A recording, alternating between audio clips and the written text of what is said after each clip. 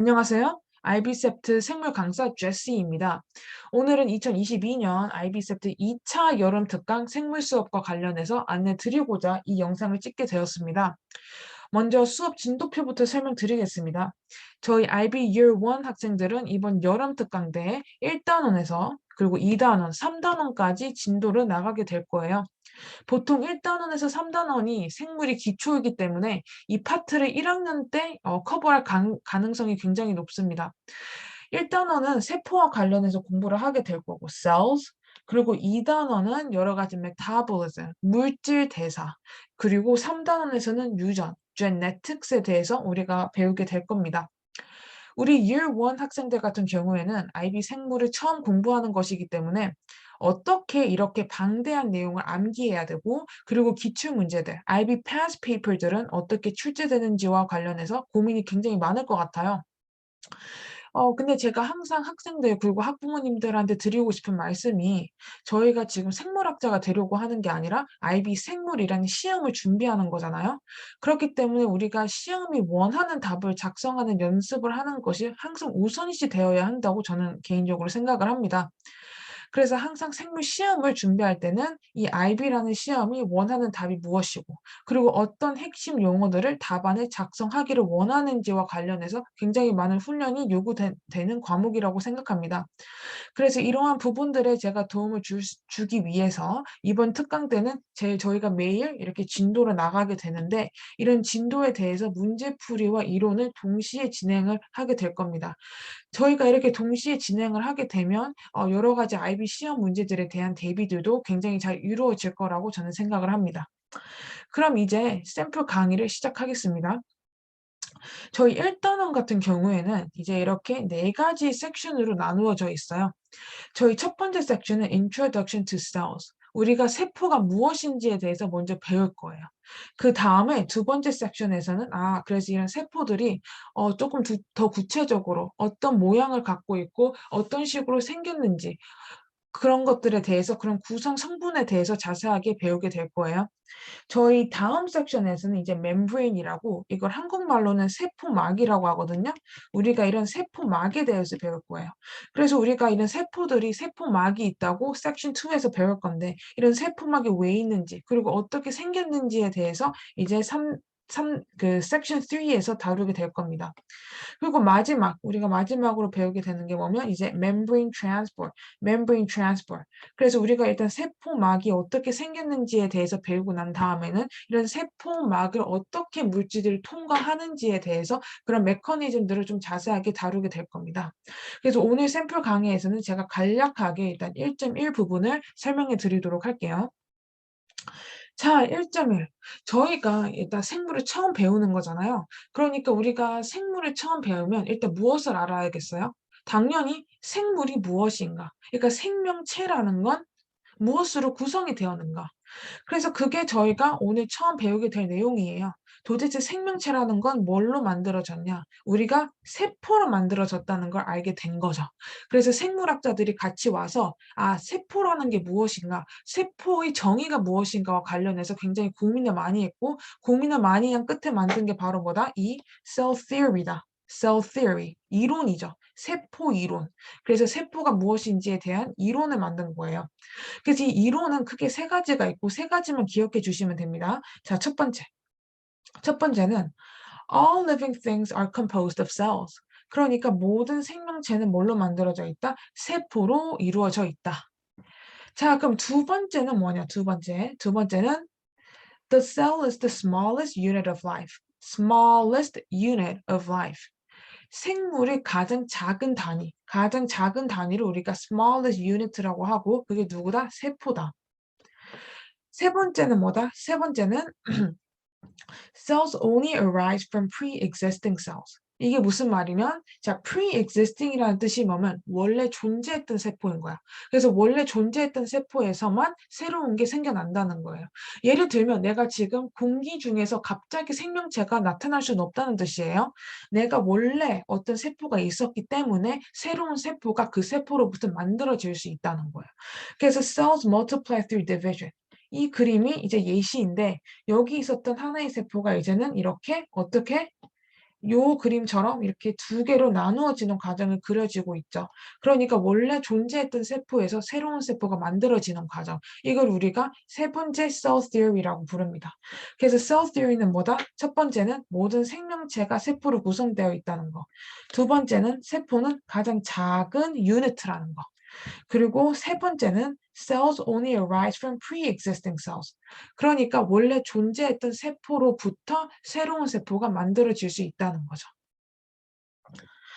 자, 근데 우리가 굉장히 중요하게 알아야 되는 게 뭐냐면 이 cell theory에도 exception, 그러니까 예외가 있다는 거예요. 예외. 이 예외들이 굉장히 중요하고 셀러버스에도 나와요. 옛날 같은 경우에는 이 예외들이 문제에 굉장히 많이 나오진 않았는데 최근에는 이걸 내고 있는 추세이기 때문에 제가 오늘 보여드리는 이 예시만이라도 정확하게 좀 알고 계셨으면 좋겠습니다. 자, 첫 번째 예외는 뭐냐?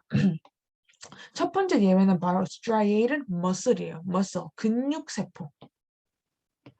여러분들이 근육세포를 아직까지 안 배워서 잘 모르겠지만 이게 왼쪽에 있는 그림이거든요. 이 왼쪽 그림을 보면 알겠지만 이게 지금 세포 하나라고 하면 이 세포 하나에는 지금 뭐가 있죠? 뉴클리어스가 여러 개가 있어요. 뉴클리어스.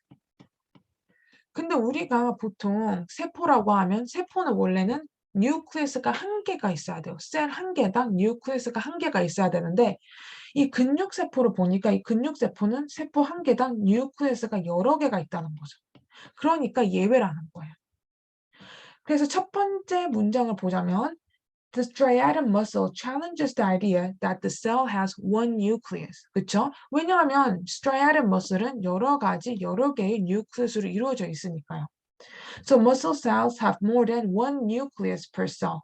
그래서 뉴클리스가 여러 개가 있으니까 이걸 우리가 뭐라고 부르면 many nuclei, multinucleated라고 불러요. multi, 여러 개의 뉴클리스로 되어 있다. So this does not conform to the standard view of a small single nuclei within a cell. 그렇기 때문에 exception이라는 걸 기억해 주시면 되겠습니다. 그래서 이 그림을 보고도 이게 머슬 셀이라는 거 아셔야 돼요. 그래서 이 그림도 잘 기억해 주시면 좋을 것 같습니다. 자, 두 번째 exception은 뭐냐? 두 번째 exception은 바로 이 accepted fungal hyphae라는 거예요. 자, 우리 그림부터 좀 볼게요. 이 그림을 보니까 얘가 어떻게 되어 있지? 아, 굉장히 길어요. 굉장히 이렇게 길어. 근데 이게 굉장히 긴데 여기서 중요한 게 뭐면 이게 중요한 게 뭐면 원래는 우리가 세포라는 거는 이렇게 예를 들면 세포가 이렇게 이렇게 이렇게 여러 가지로 divide 되어 있어야 돼요. 나누어져 있어야 된다는 거죠. 그러니까 요건 한 개의 세포, 요건 다른 세포, 요건 다른 세포. 근데 이 그림을 보니까 세포가 이렇게 디바이드가 제대로 안 되어 있다는 거예요. 그래서 안 되어 있다. 그래서 이렇게 안 되어 있다는 거예요. 그럼 되어 있지 않고 이렇게 그림에 나와 있는 것처럼 한 개 길게 이렇게 구성이 되어 있죠. 그래서 그렇기 때문에 이거는 cell theory exception이라는 거예요. 그래서 지금 한번 읽어 드릴게요. So fungi has filamentous structures called hyphae. 그러니까 fungi라는 건 이렇게 굉장히 긴 filament라 부르거든요. 이거를 이런 filament 구조로 이루어져 있는데 이런 것들 우리가 hyphae라고 부른다. 근데 이 hyphae는 separated into cells by internal walls called septa. 근데 어떤 fungi들은 not partition, 그러니까 이 그림에 나와 있는 것처럼 구분이 안 되어 있는 거야. 그래서 이 세포들이 원래 이렇게 구분이 되어 있어야 되는데 이렇게 구분이 안 되어 있다는 거죠. 이 그림에 나와 있는 것처럼. 그러니까 세포가 구분이 안 되어 있고 continuous cytoplasm으로 이루어져 있기 때문에 얘가 예외라는 거예요. 그래서 결론을 보자면 this challenges the idea that living structures are composed of discrete cells. 그러니까 discrete가 뭐야? 따로따로 세포가 따로따로 혼자서 이렇게 나누어져서 존재를 해야 되는데 이 그림에서처럼은 이 aseptic fungal hyphae는 그렇게 안 되어 있고 그냥 하나의 사이토플라즘으로 한 개로 이렇게 긴 구조로 이렇게 이루어져 있잖아요. 그러니까 얘가 예외다라는 뜻이에요. 자, 그럼 마지막으로 세 번째. 자, 마지막으로 알아야 되는 예외가 뭐면 바로 fungal giant algae예요. giant algae. 자, 이 그림을 보면 알겠지만 이게 지금 giant algae거든요. 자, 이 giant algae는 자, 여기 보면 이 중간에 있는 이게 뉴클리어스예요. 그러니까 우리가 아까 첫 번째 머슬 얘기했을 때 제가 원래 세포 하나는 하나의 뉴클리어스로 이루어져 있어야 된다고 했죠. 이 3번도 마찬가지예요. giant algae도 지금 뉴클리스가 한 개만 이루어져 있어요. 그래서 그것까지는 맞아요. 근데 뭐가 틀렸냐면 이게 지금 하나의 세포예요. 이 큰 게. 이 큰 그림이 지금 한 개의 세포라는 거예요. 그러니까 이 giant algae는 one cell로 이루어져 있는 건데 이 one cell이 one nucleus로 이루어져 있는 거예요. 이렇게 크기가 큰데.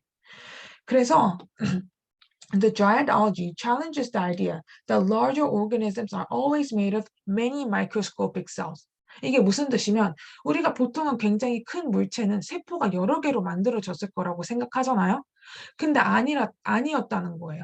giant algae 같은 경우에는 굉장히 큰데 세포가 하나로만 이루어져 있어요. 그러니까 뉴클리스도 한 개만 발견이 되었던 거죠. 그렇기 때문에 이 giant algae가 세 번째 예외인 걸로 우리가 판별을 할 수가 있어요. 그래서 여러분들이 cell theory를 공부할 때는 cell theory가 어떤 건지, 그 다음에 이 cell theory 예외는 어떤 것들이 있는지를 같이 기억해 주시면 좋을 것 같습니다. 자, 그럼 이제는 우리가 지금 세포에 대해서 배웠어요. 그럼 세포 다음으로는 우리가 뭐 배워야 되면 characteristics of living organisms. 그러니까 living organisms, 살아있는 생물체는 도대체 어떤 성질들을 갖고 있는지를 우리가 좀 알고 있어야 됩니다. 그래서 여러분들이 알아야 되는 건 이 살아있는 생명체, living organism들은 크게 7가지 characteristic을 갖고 있다는 걸 아셔야 돼요. 이 7가지는 바로 Mrs. Gran이라고 외울 수가 있어요. 그래서 설명해 드리자면 일단 첫 번째는 movement. 자, 모든 생명체는 어떻게 move 할 수 있어야 돼요. 움직일 수 있어야겠죠. 자, 두 번째는 respiration, 호흡. 호흡을 할 수 있어야겠죠. 우리도 인간 같은 경우에도 세포 호흡을 하잖아요. 우리가 호흡을 해야만 우리가 필요한 여러 가지 에너지들을 얻을 수가 있기 때문에 두 번째는 respiration, 호흡을 할 수 있어야 된다. 우리가 이 호흡과 관련해서는 또 2단원에서 자세하게 배울 거니까 지금은 그냥 호흡을 한다는 것 정도만 알고 계시면 될 것 같아요. 세 번째, sensitivity. sensitivity가 뭐면 반응을 해야 된다는 거죠. 그쵸? 예를 들면 인간이 뜨거운 걸 만지면 아 뜨거 하면서 반응하죠. 그러니까 모든 생명체는 반응을 할 수 있어야 된다. 그래서 sensitivity. 자, 네 번째는 growth예요. 자, growth가 뭐야? 커야 된다고. 그러니까 살아있는 생명체는 클 수가 있어야 돼요. 몸집이 커야 된다는 거죠. 뭐 예를 들면 우리 인간 같은 경우에도 원래 아기 때는 진짜 작았다가 뭐 세월이 흐르면서 굉장히 키도 커지고 몸도 커지잖아요. 그러니까 growth, 커져야 된다. 자, 다섯 번째, reproduction. 이게 뭐야? reproduction이라는 거는 우리가 섹스를 해서 새로운 자손을 만들 수 있어야 된다는 거고, 여섯 번째는 excretion. 우리 몸속에서 뭐 해로운 물질들, 뭐 우리가 오줌이나 똥 같은 걸 사잖아요. 우리가 이걸 배설이라고 부르죠. 우리가 여러 가지 몸에서 이제 뭐 toxic한 material이라던가 여러 가지 불필요한 물질들을 몸 바깥쪽으로 내보낼 수 있어야 돼요. 이 과정을 우리가 excretion, 배설이라고 부르게 돼요. 그리고 마지막 characteristic은 nutrition. nutrition이 뭐냐? nutrition은 뭔가를 먹을 수 있어야 된다는 거죠. 그렇죠? 우리가 여러 가지 영양소가 필요하고 그런 영양분을 섭취할 수 있어야 된다는 뜻입니다. 그래서 이렇게 living organism, 살아있는 생명체들의 characteristic을 고르라는 문제들이 굉장히 많아요. 이거는 multiple choice로 굉장히 많이 나오니까 그냥 이렇게 7가지가 있다는 것 정도, 용어 정도만 기억해 주시면 될 것 같아요. 또 다른 게 뭐면 기출문제가 이런 식으로도 나올 수가 있어요. How does the paramecium show the functions of life? 그러니까 뭐 이런 그림을 주고 여러분들한테 이 오르가니즘, 이 그림에 나와 있는 오르가니즘이 어떻게 살아있는 생명체인가, 어떻게 살아있는 생명체인지를 설명하라. 이런 식으로 문제가 나온 적이 있거든요. 그럼 제가 앞부분에서 여기 설명한 것처럼 이 7가지를 설명하면서 이 오르가니즘이 왜 살아있는 생명체인지를 설명해 주시면 되겠습니다. 그래서 뭐 이렇게 제가 자세하게 써놨으니까 이것도 실러버스에 있는 내용이거든요. 그래서 알긴 아셔야 돼요. 그래서 이 부분들은 나중에 시간이 되시면 한번 읽어보시고, 그래서 algae 뭐 이런 문제도 나온 적이 있으니까 한번 읽어보시고 연습을 해보시면 될 것 같아요. 자, 그러면 샘플 강의 마지막 부분을 진행하고 마치도록 할게요. 우리가 세포가 그러면 굉장히 작다고 배웠죠, 아까. 그러면 도대체 왜 세포들은 작냐? 왜 세포가 크면 안 될까? 그래서 그런 것들에 대해서 우리가 좀 공부를 해볼게요. So why are cells so small?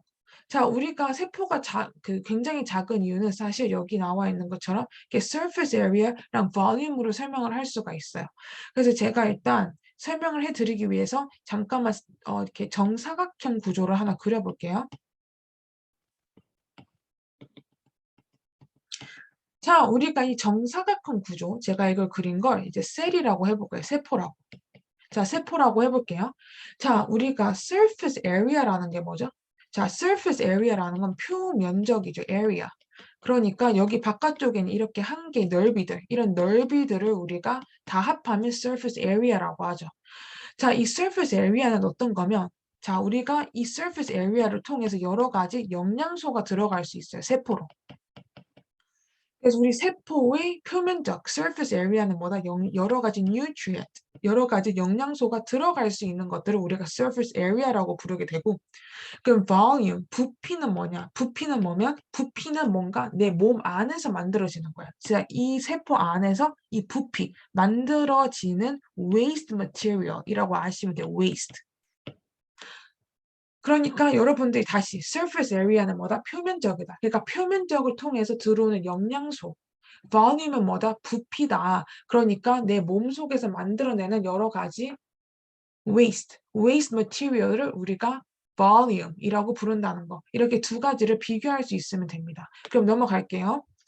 그래서 여기 보시면 알겠지만 surface area는 어떤 거라고 했죠? Surface area is the rate of material exchange. 그러니까 얼마나 우리가 필요한 여러 가지 material하고 substance들이 셀 안으로 들어오는가를 얘기한다면 우리 volume 같은 경우에는 어떤 거야? Rate of metabolism. metabolism이 뭐예요? 뭐 세포 호흡 같은 거, like respiration 이런 것들. 이런 것들에 의해서 뭐가 만들어지죠? waste가 많이 만들어져요. 이거 나중에 또 배울 거예요.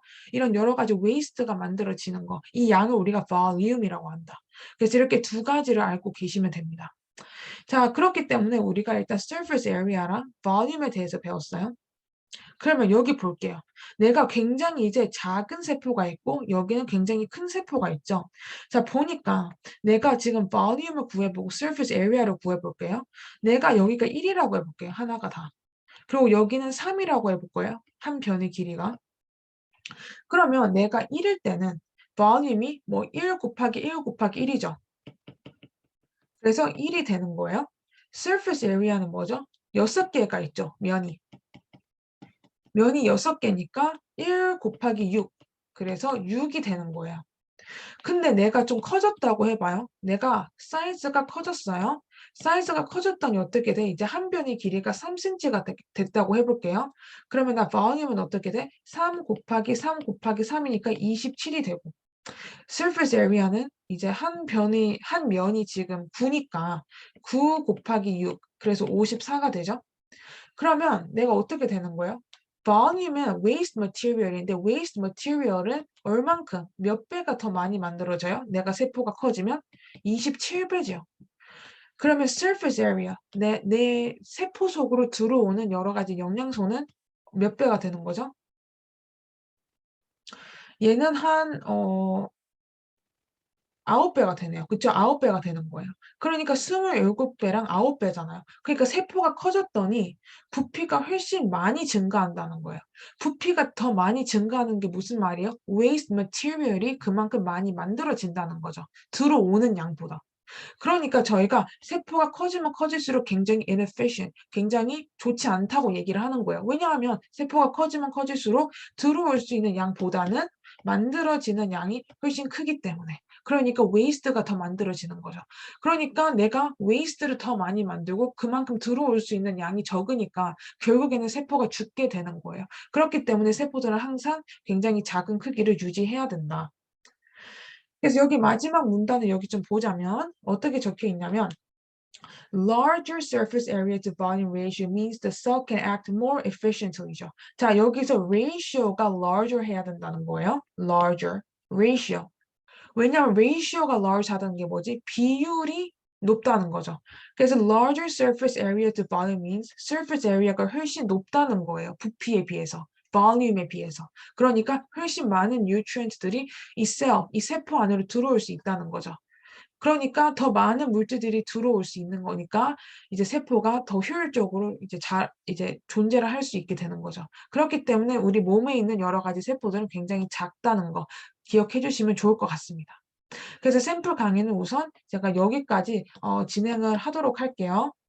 감사합니다.